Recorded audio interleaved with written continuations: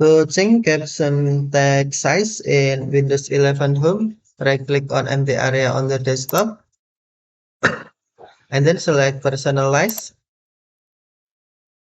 Next, click or tap Accessibility, and then scroll down the screen. Select Captions, and then on Caption Style, tap or click Edit. And then on Size, click or tap drop-down menu. Select option you want, small, medium, large, or extra large. You can see preview and time preview.